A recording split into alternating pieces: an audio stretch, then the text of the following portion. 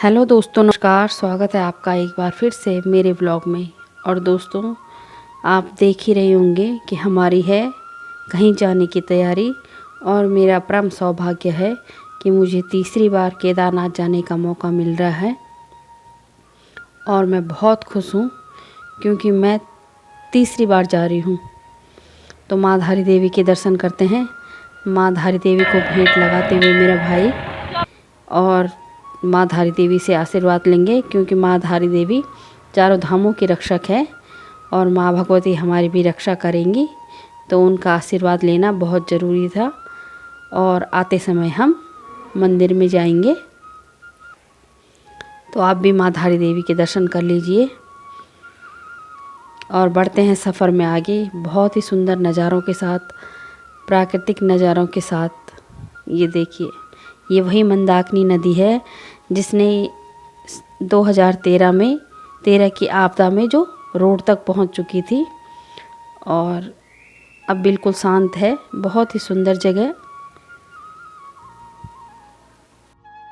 चंद्रापुरी। और पिछली बार हमने यहाँ पे होम स्टे में रुके थे। और आगे बढ़ते हुए ये कुंड, अब हम केदारनाथ जी के लिए इस साइड आ गए हैं रुद्रप्रयाग से। और ये कुंड में बने हुए पावर प्रोजेक्ट की झील है। रोड का बहुत ही बुरा हाल है। और सामने दिखता है ऊखीमठ।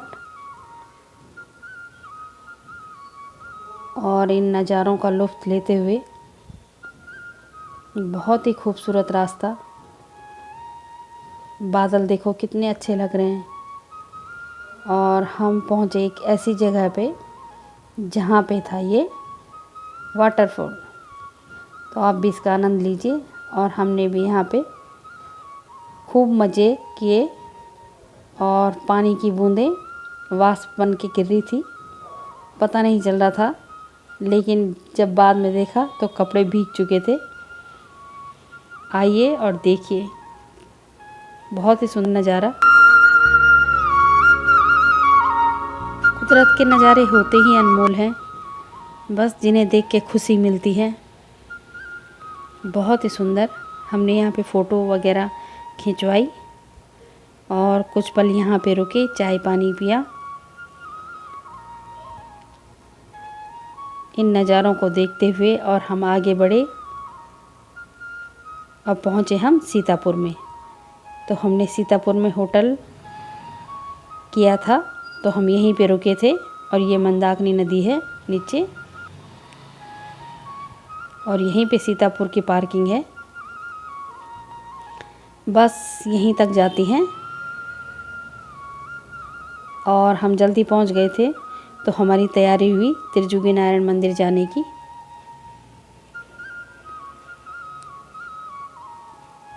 बहुत ही सुंदर है त्रिजुगी नारायण मंदिर, और कोई कहता है त्रियुगी नारायण मंदिर।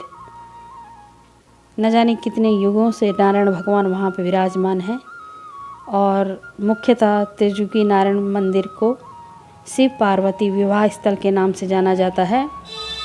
और यहाँ पर नारायण भगवान ने पार्वती के भाई बनकर उनकी शादी संपन्न करवाई थी शिव के साथ। तो चलिए आपको लिए चलते हैं त्रिजुगी नारायण मंदिर। और ये ले ली हमने पूजा की थाली। और यहीं पे शिव पार्वती के फेरे हुए थे, तो हमने वहीं पे बैठ के पूजा करवाई।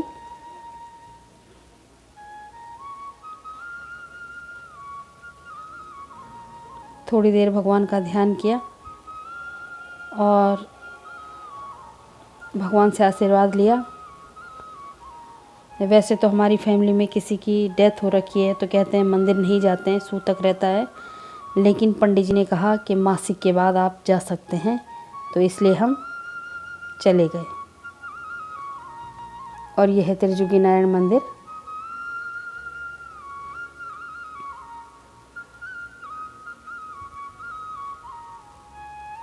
बहुत ही सुंदर। ये भोलेनाथ हमारे। और यहाँ जलती हैं अखंड धूनी, जो तब से जली आ रही है जब से शिव पार्वती का विवाह हुआ था। ये धुनी तब से जल रही है लगातार, और जितने भी श्रद्धालु आते हैं वो अपने नाम की एक एक लकड़ी इसमें डाल के आते हैं। और यहाँ पे है विष्णु कुंड। विष्णु कुंड का पानी 21 दिन तक पीने से आपके असाध्य रोग कट जाते हैं। ये हमें वहाँ के पंडित जी ने बताया और हम वहाँ का जल लेकर आए हैं, जो कि विष्णु भगवान के चरणों से होकर निकलता है। और सामने है सरस्वती कुंड। इस मंदिर प्रांगण में पूरे 6 कुंड हैं, और जब आप आएँ तो ज़रूर देखिएगा। सबकी महिमा निराली है और साक्षात भगवान नारायण का निवास है यहाँ पर। और यहाँ पे आने वालों को भगवान नारायण का आशीर्वाद भरपूर मिलता है। ये रहा त्रिजुगी नारायण मंदिर। तो आशीर्वाद लेते हुए रात हो गई थी। अब हम चलते हैं वापस अपने होटल की तरफ। हम वहाँ पे आरती में भी शामिल हो गए थे, क्योंकि जब तक हम गए तो आरती का टाइम हो गया था, और हम सौभाग्यशाली रहे जो हम आरती में शामिल हुए। और आरती संपन्न होने के बाद हमने वहाँ पे फ़ोटो वगैरह खिंचवाई। और ये रहा सोनप्रयाग में स्थित प्रियंका योगी तिवारी जी का होटल। और ये है हमारा होटल सीतापुर में। और ये नेक्स्ट डे है, और आज निकलेंगे हम केदारनाथ के लिए। सुबह के 5 बज चुके हैं और सब रेडी हो चुके हैं जाने के लिए, क्योंकि सुबह सुबह निकलना ही ठीक है। भीड़ भी कम रहती है और ट्रैक करने में भी सरलता रहती है, और हम टाइम से भी पहुंच जाएंगे। अब देखते हैं कितने टाइम तक पहुंचते हैं। तो हम पहुंचे गौरीकुंड, तब तक उजाला हो चुका था। और हम यहाँ पे पियेंगे चाय, क्योंकि हमने सुबह से चाय नहीं पी है। तो हमने यहाँ पे चाय पी और आगे बढ़े।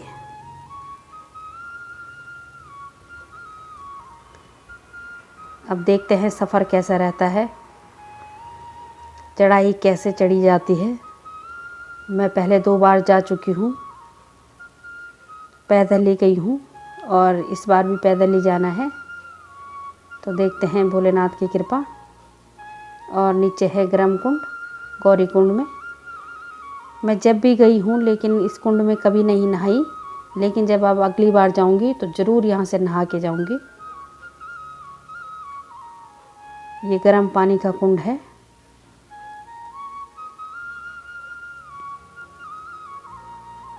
तो चलिए चलते हैं, बढ़ते हैं आगे की तरफ। और हमारे साथ हैं मेरी मम्मी, भैया, भाभी, मेरे हस्बैंड और मेरा बेटा।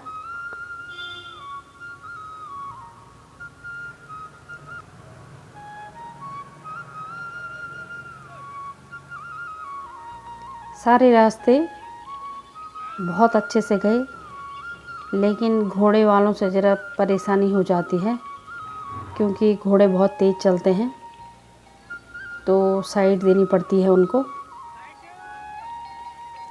बाकी सफ़र बहुत ही मज़ेदार रहा।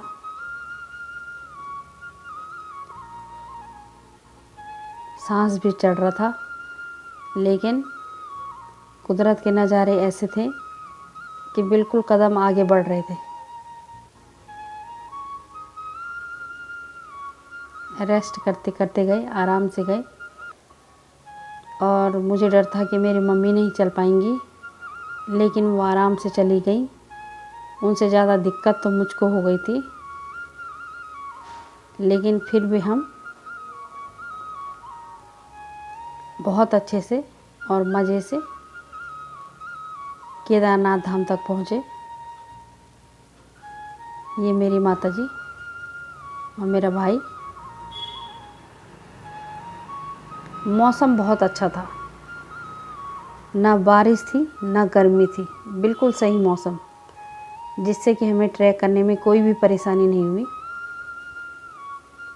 देखिए अभी हमें वहाँ जाना है उतनी दूर। कहते हैं मंजिल से ज़्यादा सफ़र का आनंद, रास्तों का आनंद होता है। वाकई में सच कहा है। और ये रामबाड़ा, इस बार हम आगे वाले रास्ते से नहीं गए, हम पीछे वाले रास्ते से ही आ गए, क्योंकि उस रास्ते थोड़ी चढ़ाई मिलती है और यहाँ से कैंची कैंची टाइप में रास्ता है, तो आराम से हम चल सकते हैं। और आसमान में देखिए बादल कितने प्यारे लग रहे हैं, बहुत ही सुहावना मौसम, साफ बिल्कुल। और हम पहुँचे बेस कैंप, और इस बार बहुत ज़्यादा बर्फ़ गिरी है। जब मैं पिछली बार गई थी तो इन पहाड़ियों में बर्फ़ नहीं थी, लेकिन अब की बार बहुत ज़्यादा बर्फ़ गिरी हुई है और बहुत ही ज़्यादा ठंडा हो रहा था ऊपर। लेकिन ऊपर जाते जाते हालत ख़राब हो गई थी, मतलब इतनी हालत ख़राब हो गई थी कि 2 कदम चल पाना भी मुश्किल हो रहा था। और सच में केदारनाथ ट्रैक में अपनी स्ट्रेंथ का पता चल जाता है कि हम कितने स्ट्रॉन्ग हैं और कितने वीक हैं। तो मुझे भी पता लग चुका था कि मुझे क्या हो रहा है। ये देखिए बहुत ही सुंदर नज़ारे, और ऊपर हैं भैरवनाथ जी। जय हो भैरवनाथ जी की। भगवान काल भैरवनाथ सबकी रक्षा करें, और वो रहे हमारे भोलेनाथ, सबकी रक्षा करेंगे भोलेनाथ। और ये दूसरे दिन सुबह का है, बहुत ही साफ़ मौसम, क्लीन बिल्कुल। मंदिर बिल्कुल ऐसे चमक रहा था, पहाड़ियाँ बिल्कुल चमक रही थी सूर्य की किरणों में। तो मंदिर बिल्कुल बहुत ही अच्छा लग रहा था। और मुझे तो होश ही नहीं रही कि रिकॉर्डिंग भी करनी है या व्लॉग के लिए कुछ बनाना है। मैं बिल्कुल भूल चुकी थी। बस मैं मंदिर प्रांगण में बैठी थी तो खड़ी नहीं हो पाई प्रभु के ध्यान में। ये भी पता नहीं किसने बना के, भाई ने बना के दी शायद। खो गई थी मैं, शुद्ध बुद्ध सब खो गई थी भोलेनाथ के चरणों में। आप जाएं और देखें, जितनी हमारी ये आँखें देखती हैं ना, इतना तो कोई भी कैमरा आपको नहीं दिखा सकता है। और जो फील हम करते हैं ना, वो वहीं जाकर पता चलता है कि हमने क्या महसूस किया है। इसलिए केदारनाथ अवश्य जाएं और शिव के दर्शन करें। भगवान भोलेनाथ सबकी रक्षा करें, सब पे कृपा दृष्टि बनाए रखें। और भोलेनाथ, अगले साल मैं फिर आऊँगी और आप सबकी रक्षा करना। जय हो भोलेनाथ की। हर हर महादेव। जय हो।